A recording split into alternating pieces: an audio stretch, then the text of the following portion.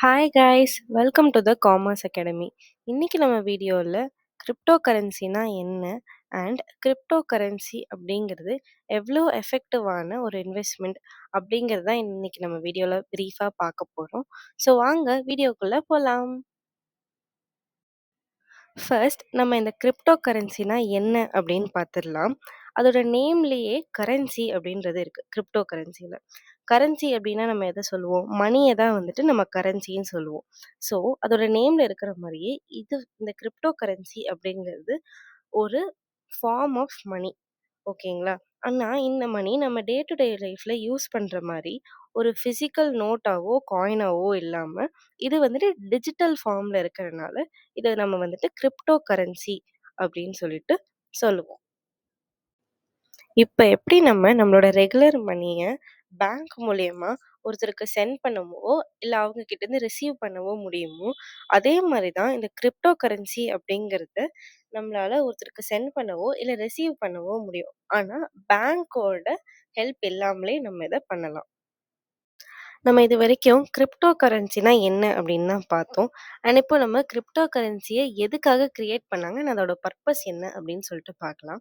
Crypto அப்படிங்கிறது வரதுக்கு முன்னாடி, இப்ப நம்ம ஒருத்தருக்கு மணி வந்து ட்ரான்ஸ்ஃபர் பண்ணணும் அப்படின்னா, நமக்கு கண்டிப்பா ஒரு மிடில் மேன் தேவைப்பட்டாங்க. அதாவது அது ஒரு பேங்கா இருக்கலாம், கவர்மெண்ட்டா இருக்கலாம், இல்ல இதர் ஒரு கம்பெனியா இருக்கலாம். ஸோ இவங்க மூலியமா தான் நம்மளால இன்னொருத்தருக்கு மணிய ட்ரான்ஸ்ஃபர் பண்ண முடியும். பட் கிரிப்டோ வந்ததுக்கப்புறம் நம்மளால டைரக்ட்டா மணிய மிடில் மேன் இல்லாம இன்னொரு பெர்சனுக்கு ட்ரான்ஸ்ஃபர் பண்ண முடியும். அதாவது இப்ப நம்ம வந்து இன்டர்நேஷனல் பேமெண்ட்ஸ்லாம் பண்ணணும் அப்படின்னா, நம்ம பேங்க் மூலியமா பண்ணும்போது இது ரொம்ப ஸ்லோவா இருக்கும். அண்ட் இந்த ப்ராசஸ் வந்து ரொம்ப எக்ஸ்பென்சிவும் கூட. பட் இத நம்ம வந்துட்டு கிரிப்டோ கரன்சி மூலியமா பண்ணும்போது, குளோபலி இந்த டிரான்சாக்ஷன்ஸ் வந்து ஈவன் மோர் ஃபாஸ்டரா நடக்கும். மிடில் மேன் இல்லாம. இந்த கிரிப்டோ கரன்சி அப்படிங்கிறது மணி ட்ரான்ஸ்ஃபர் பண்ணுறதுக்கு அப்படின்னு நம்ம பார்த்தோம். அப்போ இந்த கிரிப்டோ கரன்சியை எப்படி ஒரு இன்வெஸ்ட்மெண்ட்டாக கன்சிடர் பண்ணுறோம் அப்படின்னு பார்க்கறதுக்கு முன்னாடி இந்த கிரிப்டோ கரன்சிங்கிறது எப்படி ஒர்க் ஆகுது அப்படின்னு பார்க்கலாம். இது பேசிக்கலி பிளாக் செயின் அப்படிங்கிற டெக்னாலஜி மூலயமா ஒர்க் ஆகுது.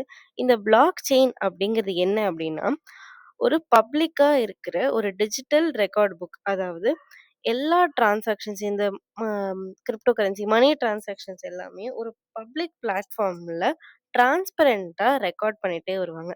இதை யாராலையும் ஹேக் பண்ணவோ, இல்ல இது வந்துட்டு வேற ரீரைட் பண்ணவோ முடியாது. இந்த கிரிப்டோ அப்படிங்கிறது டீசென்ட்ரலைஸ்ட், செக்யூர் அண்ட் குளோபல். அதாவது டீசென்ட்ரலைஸ்ட்னா எந்த பேங்கோ, கவர்மெண்ட்டோ இத கண்ட்ரோல் பண்ண மாட்டாங்க. அண்ட் இந்த கிரிப்டோ அப்படிங்கிறத ஹேக் பண்றதுமே ரொம்ப கஷ்டம். இது வந்து குளோபலி அவைலபிள். யார் வேணா யாருக்கு வேணா சென்ட் பண்ணிக்கலாம். ஸோ இது வந்துட்டு குளோபலி அவைலபிள் அப்படின்னு சொல்லிட்டு சொல்றாங்க. இந்த கிரிப்டோ கரன்சி அப்படிங்கிறது நம்ம டிஜிட்டல் மணி அப்படின்னு பார்த்தோம். ஆனா இது ஆர்டினரி மணி மாதிரி இல்லாம இது வந்துட்டு க்ரோ ஆகும். அதாவது ஆர்டினரி மணி வந்துட்டு க்ரோ ஆகாது. இன்னியோட ₹1000 ஒரு 5 இயர்ஸ் ஒரு 10 இயர்ஸ் கழிச்சுமே அது 1000 ஆவே தான் இருக்கும். அண்ட் அதோட வேல்யூ இன்க்ரீஸோ, டிக்ரீஸோ ஆகாது. ஸோ நார்மல் மணி அப்படிங்கிறது ஒரு இன்வெஸ்ட்மெண்ட் கிடையாது. பட் கிரிப்டோ கரன்சி அப்படிங்கிறது அதோட கரன்சி வேல்யூ அப்படிங்கிறது கான்ஸ்டன்ட்டா இருக்காது. அதோட வேல்யூ வந்துட்டு இன்க்ரீஸ் ஆயிட்டே இருக்கும். ஆர் ஃப்ளக்சுவேட் ஆகிக்கிட்டே இருக்கும் அப்படின்னு சொல்லலாம். அதாவது இப்போ பிட்காயின் அப்படிங்கிறது கிரிப்டோ கரன்சியோட ஒன் ஆஃப் டைப். ஓகேவா?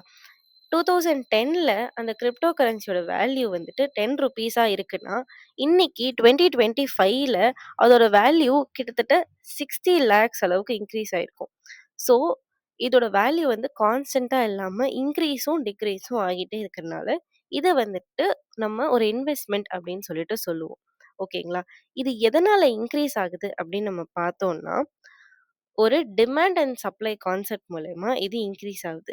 இந்த கிரிப்டோ கரன்சி அப்படிங்கிறது பீப்பிள் நெறைய பேர் இத வாங்குறாங்க. இத வாங்குறதோட பர்ப்பஸ் என்ன அப்படின்னு பார்த்தீங்கன்னா, இதோட சப்ளை கம்மியா இருக்கு. வெறும் 21 மில்லியன் காயின்ஸ் தான் வந்துட்டு மார்க்கெட்ல கம்ப்ளீட்டாவே அவைலபிளா இருக்கிறனால, இதோட டிமாண்ட் அதிகமா இருக்கு. பீப்பிள் நெறைய பேர் இத வாங்குறாங்க. குளோபலி இந்த கிரிப்டோ கரன்சிய யூஸ் பண்றனால, இதோட டிமாண்ட் அதிகமா இருக்கு. அண்ட் எந்த ஒரு பொருளுக்கு டிமாண்ட் அதிகமா இருக்குதோ, அதோட பிரைஸ் வந்து கான்ஸ்டன்ட்டா இருக்கு. அதோட பிரைஸ் வந்துட்டு இன்கிரீஸ் ஆகிக்கிட்டே இருக்கும். நார்மல் பீப்பிள் மட்டும் இல்லாம, பிக் பிக் கம்பெனிஸும் இந்த மாரி கிரிப்டோ கரன்சிஸ்லலாம் இன்வெஸ்ட் பண்ணுவாங்க. இன்வெஸ்ட் பண்றதன் மூலியமா, அதோட பிரைஸ் இன்கிரீஸ் ஆக இது வந்துட்டு ஒரு இன்வெஸ்ட்மென்ட்டா ஆகிடுது. பீப்பிள் இந்த கிரிப்டோ கரன்சிஸ்ல இன்வெஸ்ட் பண்றதுக்கான மெயினான ரீசன் என்ன அப்படின்னு பார்த்தீங்கன்னா, ஒரு ஷார்ட் ஸ்பேன்ல ஹை ப்ராஃபிட்ஸ் கிடைக்கும். அதாவது compare to equity shares. A equity ஷேர்ஸ்ல நம்ம இன்வெஸ்ட் பண்ணோம்னா, நமக்கு கிடைக்கிற ரிட்டர்ன் வந்துட்டு கொஞ்சம் லாங்கர் பீரியட் ஆகும். ஆனா இதே கிரிப்டோல இன்வெஸ்ட் பண்ணும்போது, ரிட்டர்ன்ஸ் வந்துட்டு ரொம்ப ஷார்ட் பீரியட்ல நமக்கு வந்து ஹை ரிட்டர்ன்ஸ் கிடைக்கும். அண்ட் எந்த அளவுக்கு ஹை ரிட்டர்ன்ஸ் கிடைக்குதோ, அதே அளவுக்கு ரிஸ்க் ஃபேக்டர் அப்படிங்கிறதும் கிரிப்டோல அதிகமாவே இருக்கு.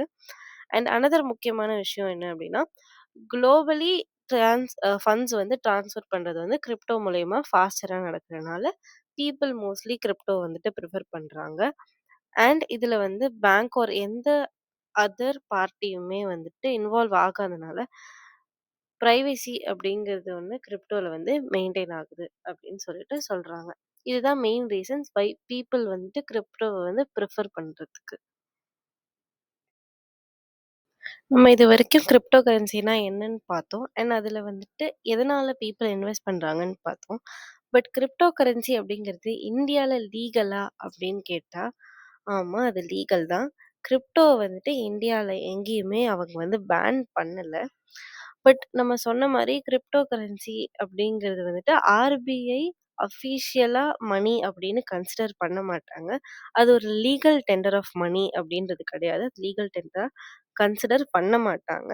பட் இந்த கிரிப்டோ கரன்சி அப்படிங்கிறது இந்தியால பேன் பண்ணல. அண்ட் கிரிப்டோ கரன்சி மூலியமா நம்ம ஏர்ன் பண்ற ப்ராஃபிட்ஸுக்கு 30% நம்ம வந்து டாக்ஸ் பே பண்ணணும். அண்ட் 1% டிடிஎஸ் வந்து நம்ம வந்து பே பண்ணணும். கிரிப்டோ கரன்சில நம்ம இன்வெஸ்ட் பண்றது சேஃபா இல்ல ரிஸ்கா அப்படின்னு பார்த்தீங்கன்னா, 2மே இருக்கு. பட் சேஃப்ன்னு சொல்றத விட இதுல ரிஸ்க் ஃபேக்டர் அப்படிங்கிறது கொஞ்சம் அதிகமாவே இருக்கு. ஃபார் எக்ஸாம்பிள் நம்ம ஸ்டாக் மார்க்கெட்ல இன்வெஸ்ட் பண்ணும்போது எப்படி ஃப்ளக்சுவேஷன்ஸ்லாம் இருக்குமோ, அதே மாதிரி தான் இந்த கிரிப்டோ கரன்சில இன்வெஸ்ட் பண்ணும்போது ஃப்ளக்சுவேஷன்ஸ் அப்படிங்கிறது அதிகமா இருக்கும். அதாவது இந்த கிரிப்டோ அப்படிங்கிறதோட வேல்யூ இன்க்ரீஸும் ஆகும், டிக்ரீஸும் ஆகும். எந்த அளவுக்கு வேகமா இந்த கிரிப்டோட வேல்யூ அதிகமாகுதோ, அதே அளவுக்கு வேகமா குறையவும் செய்யும். ஸோ, நமக்கு லாஸஸ் வரதுக்கான சான்சஸும் நெறையவே இருக்கிறனால, கிரிப்டோ அப்படிங்கிறத வந்து ரிஸ்கி அப்படின்னு சொல்லிட்டு சொல்லுவோம். அண்ட் செகண்ட் திங் என்ன அப்படின்னு பார்த்தீங்கன்னா, எந்த கவர்மெண்ட்டோ இல்ல எந்த ஆர்கனைசேஷன்ஸோ இந்த கிரிப்டோவ வந்துட்டு கவர்ன் பண்றது கிடையாது. ஃபார் எக்ஸாம்பிள் பேங்க் மணிய வந்துட்டு ஆர்பிஐ கண்ட்ரோல் பண்ற மாரி, ஸ்டாக் மார்க்கெட்ட வந்து செபி கண்ட்ரோல் பண்ற மாரி, கிரிப்டோவ வந்து எந்த ஆர்கனைசேஷனுமே வந்து கண்ட்ரோல் பண்ணல. ஓகேங்களா? ஸோ இது வந்து ஒன் ஆஃப் த ரிஸ்க்கான ஃபேக்டர். அண்ட் மா மார்க்கெட்ல நெறைய ஃபேக்கான கிரிப்டோ கரன்சிஸ் அண்ட் கிரிப்டோ ஆப்ஸ்லாம் வந்துட்டு எவால்வ் ஆகிட்டு இருக்கு. ஸோ, இதுல நம்ம வந்து ஒரு ட்ராப் ஆகிடக்கூடாது. ஸோ, பிஃபோர் நம்ம இந்த கிரிப்டோஸ்லலாம் இன்வெஸ்ட் பண்றதுக்கு முன்னாடி ப்ராப்பரா அத பத்தின நாலேட்ஜ் கெயின் பண்ணிட்டு தான் இன்வெஸ்ட் பண்ணணும். இப்போ இந்த கிரிப்டோ கரன்சில இவ்ளோ ரிஸ்க் இருக்கே! அப்ப நம்ம இதுல இன்வெஸ்ட் பண்ணக்கூடாதா? அப்படின்னு கேட்டா, அப்படி கிடையாது. நம்ம கிரிப்டோ கரன்சிலயே சேஃபா இன்வெஸ்ட் பண்றதுக்கு நெறைய மெத்தட் இருக்கு.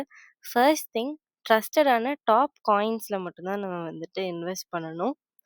அன்னோனா இல்ல அன்ட்ரஸ்டடா இருக்கிற ஆப்ஸ்ல நம்ம வந்துட்டு இன்வெஸ்ட் பண்ணக்கூடாது. அண்ட் செகண்ட் திங் இதுல இன்வெஸ்ட் பண்ணும்போது நம்ம இனிஷியலி நீங்க ஒரு பிகினரா இருந்தீங்கன்னா, சின்ன சின்ன அமௌண்ட்ல இருந்து ஸ்டார்ட் பண்ணலாம். எடுத்தோனே பெரிய அமௌண்ட்ல இன்வெஸ்ட் பண்ணக்கூடாது. கிரிப்டோ கரன்சிய பத்தின இந்த வீடியோ உங்களுக்கு யூஸ்ஃபுல்லா இருக்கும்னு நம்புறேன். உங்களுக்கு இந்த வீடியோ பிடிச்சிருந்தா லைக் பண்ணுங்க, ஷேர் பண்ணுங்க. அண்ட் இதே மாரி யூஸ்ஃபுல் கன்டென்ட்ஸ் பார்க்க நம்ம சேனல சப்ஸ்கிரைப் பண்ணிக்கோங்க. தேங்க்ஸ் ஃபார் வாட்சிங்.